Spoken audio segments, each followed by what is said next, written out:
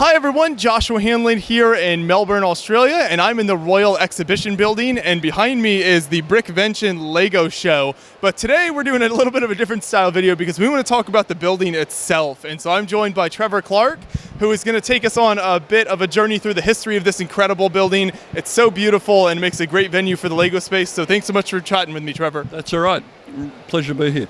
It's an amazing building. Back in the 1880s, Melbourne was the scene of a gold rush, and so there was a lot of money around to build public buildings. And so in the 1880s, they built this magnificent building to be the venue for the 1880-81 International Exposition, I think it was called.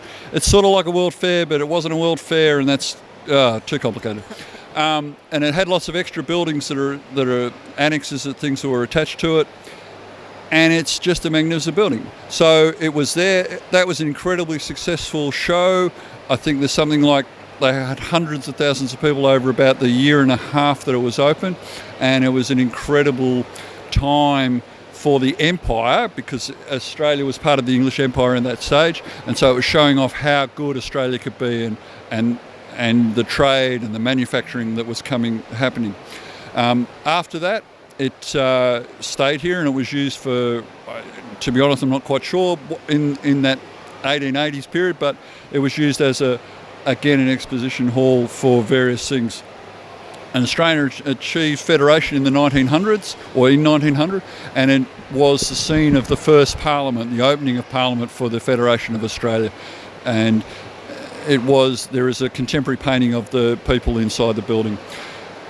Over the years after that, it got used for everything from car shows, caravan shows, examinations for university, for entrance exams. It was a hospital during the 1980 flu epidemic that was worldwide.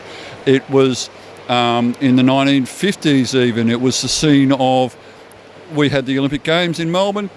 Would you believe they played basketball in here? And so it was the scene of the basketball, and I think fencing and a few other sports that sort of rotated over the 2 weeks were here. I knew it growing up as a scene for university exams and for our college entrance exams. The motor shows, etc., and it was gradually falling into disrepair. So in the 1980s, it nearly got pulled down. There was a very close vote because it was going to need a lot of money to restore it and keep it to its own. And I believe that there was a casting vote of the chairman who said, no, let's work on keeping it. And they were able to do that, which we are eternally grateful, I believe, because it's one of the premier buildings in the world. So in the 1980s, there was some money floating around in Australia because it was our bicentennial, and as governments will want to do, they are flush with cash, so they throw money at projects. This was the beneficiary of a restoration project, and hence all the painting has been restored, and it's magnificent. Probably needs a bit of touching up now, but that's okay. In that time, there's also been modern exhibition halls built, because it really is not fit for purpose. As you can see, I'm sweating. It's not air conditioned, and you guys have experienced that as well. It is just a magnificent place to have a Lego exhibit, and we've been incredibly lucky here.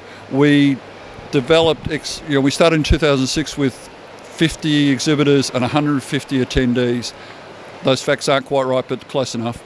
And we grew exponentially to need to be in a hall like this. And we've been here, again, don't quote me, but it's 5 or 6 years, maybe 7, and we've still got a bit of room to move, as you can see by the upper levels that you might have been captured in the panning shots. But we probably won't come up here because you disconnect from everybody downstairs. It looks a bit empty at the moment, but that we're coming to the end of the day too, and the crowds are thinning out. But we try to keep the numbers down so that it's a comfortable experience for people. But having said that, we get 20,000 people, give or take, over the weekend. It's probably over 20,000. Again, with the number of kids and how do you count them, I don't know. I think it is, by everything I've seen around the world, and I've been lucky to travel, one of the premier Lego events in the world. but because we're tucked down here in little old Melbourne, it sort of gets forgotten about.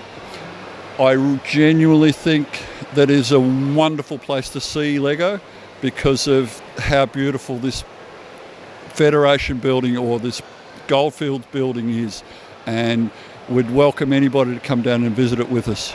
Yes, it certainly is. There's so much history as you ran through the story there over the decades that this building has seen.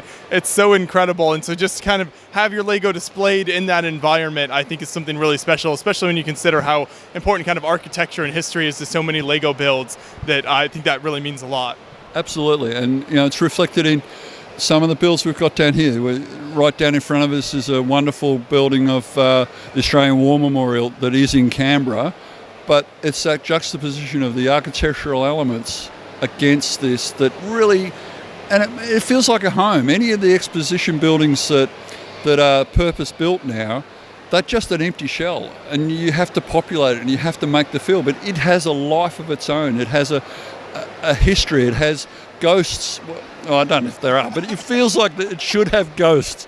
I'm sure there are some. There's got to be a ghost story somewhere of some guy that died in I don't know, I'm making it up as I go along.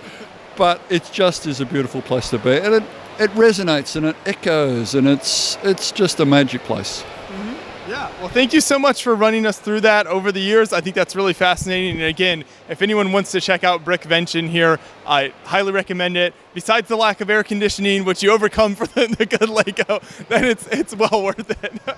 Thanks, Fud. It's been an absolute pleasure to have you down here.